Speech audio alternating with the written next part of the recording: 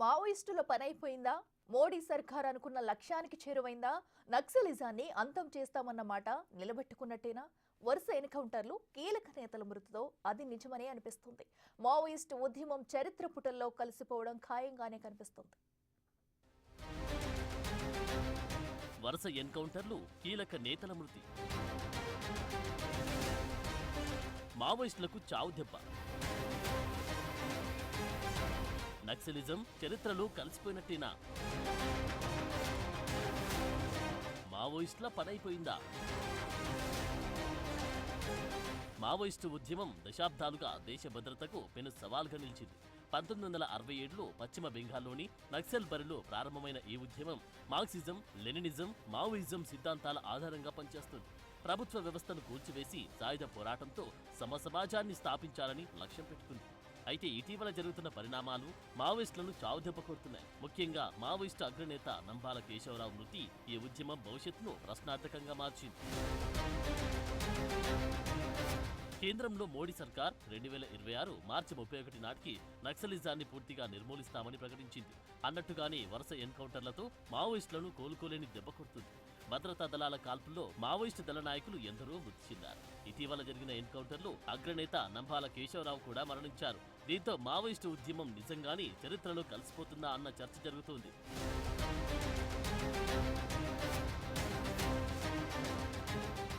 ఏదో ఒకటి అరా ఉండొచ్చు కానీ ఇక ఉద్యమ రూపంలో ఉండదు. ఎవడో ఒకడు వాడికి నమ్మకం, సొసైటీలో అనేక రకాలు ఉంటారు కదా, ఎవడో ఒకడు ఏదో ఒక స్టేట్మెంట్ ఇవ్వచ్చు, ఒక అండర్ గ్రౌండ్ అని అనవచ్చు. ఇప్పుడు ఎవడో ఒక స్టేట్మెంట్ ఇస్తుంటాడు ఆంధ్ర సైడ్లో ఎక్కడో. అంటే ఏవో రెమినెంట్స్ ఉంటాయి కానండి, ఈ మూమెంట్ ఉధృతం ఉండదు. ఇప్పుడున్న ఉధృతం ఉండదు చర్చగడ్డలో ఉండేటట్టు. అండ్ వాళ్ళ మాట పెద్ద పట్టించుకోరేవారు. సో అలాగా స్లోగా గ్రాడ్యువల్గా ఆ మూమెంట్ అంతమైపోతుంది అంతే. నంబాల కేశవరావు 1970ల నుంచి నక్సలైట్ ఉద్యమంలో చురుకుగా పాల్గొన్నారు. 2018లో పార్టీ ప్రధాన కార్యదర్శిగా బాధ్యతలు స్వీకరించారు. సైనిక వ్యూహాల రూపకల్పన, ఆయుధ సేకరణ, గెరిల్లా యుద్ధంలో నైపుణ్యం కలిగిన నాయకుడిగా పేరు తెచ్చుకున్నారు. 2010లో ఛత్తీస్గఢ్లో 76 మంది సిఆర్పీఎఫ్ జవాన్ల మృతికి కారణమైన ల్యాండ్ మైన్ దాడిలో కీలక పాత్ర పోషించారని ఆరోపణలున్నాయి. కేశవరావు మృతితో మావోయిస్టు ఉద్యమంలో నాయకత్వం కనుమరుగైనట్టే అన్న వాదన వినిపిస్తోంది. ప్రస్తుతం ఉద్యమాన్ని ముందుకు నడిపేందుకు సమర్థుడైన నాయకుడు లేని పరిస్థితి కనిపిస్తోంది. పార్టీలో కేంద్ర కమిటీ సభ్యులుగా ఉన్న అభయ్ లేదా కొందరు సీనియర్ నాయకులు బాధ్యతలు స్వీకరించే అవకాశం ఉంది. కానీ కేశవరావు స్థాయి, అనుభవం, వ్యూహాత్మక నైపుణ్యం కలిగిన నాయకుడిని భర్తీ చేయడం కష్టమే. దీంతో మావోయిస్టు ఉద్యమం దాదాపుగా బలహీనపడినట్టే. ఆపరేషన్ కగార్ను ఆపి శాంతి చర్చలకు రావాలని మావోయిస్టు పార్టీలు కోరుతున్నాయి. ఎన్కౌంటర్లను బూటకపు హత్యలని ఆరోపిస్తున్నాయి. ఆదివాసీల హక్కుల కోసం పోరాడుతున్న వారిని మట్టుబెడుతున్నారని మండిపడుతున్నాయి. అయితే కేంద్రం మాత్రం శాంతి చర్చలపై సానుకూలంగా స్పందించలేదు. ఇలాంటి దాడులను ఈ రోజు సిపిఐఎం గాని, ఈ రాష్ట్రంలో ఉన్నటువంటి అన్ని వామపక్షాలు గాని ముక్త కంఠంతో వ్యతిరేకిస్తున్నాం. ఖచ్చితంగా చర్చల ద్వారా ఈ సమస్యలను పరిష్కరించాలని డిమాండ్ చేస్తా ఉన్నాం.